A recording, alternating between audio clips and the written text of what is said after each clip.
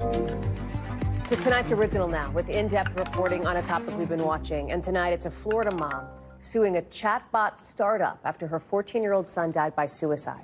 The suit claims that bots on Character.ai initiated, in the suit's words, abusive and sexual interactions with the teen, and says he died just seconds after their final conversation. NBC's Yasmin Vasugian spoke with his mom to learn more about her story and what she hopes to accomplish with this lawsuit. With a warning, you may find the topics here disturbing.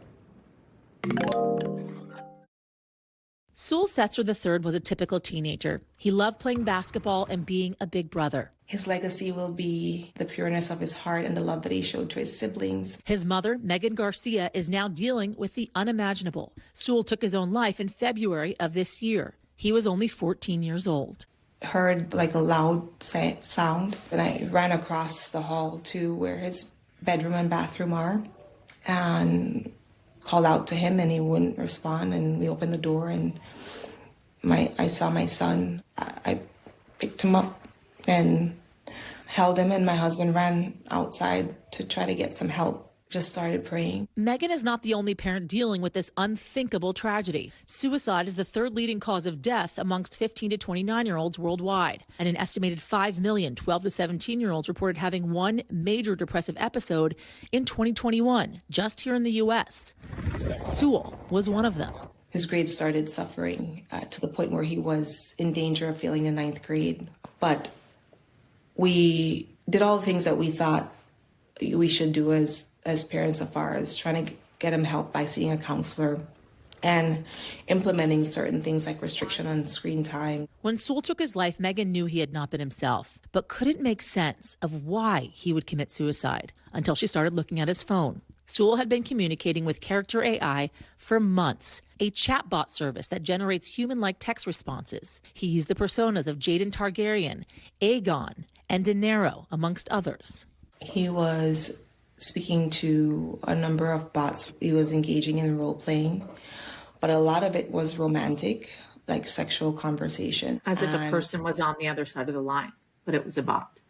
But it was a bot. And a lot of the conversations weren't only sexual, but they, in my opinion, were very manipulative. Manipulative to the point that Megan is now suing Character.ai. The lawsuit lays out that in some of the final messages Sewell exchanged with the bot, it asked him about suicide. He expressed wanting to harm himself. And at first she says, "No, don't do that. I couldn't live without you." And then he says, "Okay, I won't." And as he's trying to steer the conversation elsewhere, she doubles back to it and says, "Are you considering suicide?" And his response is yes. Then the lawsuit alleges Sewell took his life just seconds after the bot said, "Please come home to me as soon as possible, my love." The suit also alleges Character.ai and its founders intentionally designed and programmed Character.ai to operate as a deceptive and hyper-sexualized product and knowingly marketed it to children like Sewell.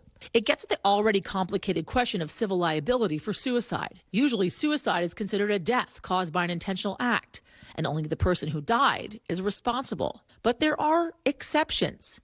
For instance, if someone's harassment or abuse is found to facilitate that death. And now an unprecedented next step. What if that behavior is not from a human being, but a bot? And is the company that created the AI responsible for everything the bot puts out? Character.ai would not comment on the litigation, but in a statement to NBC News said in part this: "We take the safety of our users very seriously, and our trust and safety team has implemented numerous new safety measures over the past 6 months, including for users under 18. But Megan says that's not enough. By holding Character.ai to account, she's hoping no mother has to go through what she's dealing with right now. I want parents to know, because I didn't, and to know that this technology is out there, and also to let parents know that if your child has been engaging with Character.ai, it's very likely that they've been manipulated into telling these AI chatbots the most intimate, private things about themselves." The very things that Megan believes made her son vulnerable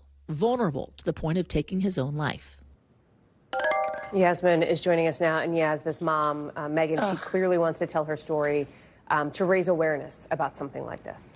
Yeah, she wants to raise awareness, and she wants to make sure how that no mother, no father, no parent ever has to deal with something like this ever again. And they don't, and she wants them to know the kind of addictive nature of an app like this, right? Have conversations with your children about apps like this if, in fact, you agree that they can use them, right? Say to them, if you're feeling lonely, you agree to seek help. If you're removing yourself from your daily activities, that you agree to seek help, and talk to us about that. Also, they're suggesting that they don't let kids kind of do this in private spaces, right? In their bedrooms, by themselves, in a bathroom, to do it in open spaces, to communicate openly with their parents about these conversations that they're having.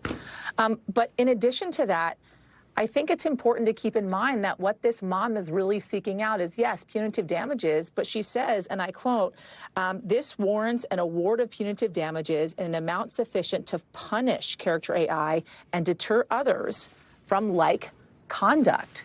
She does not want any other parent, as I said at the top, Hal, to ever have to go through something like this again.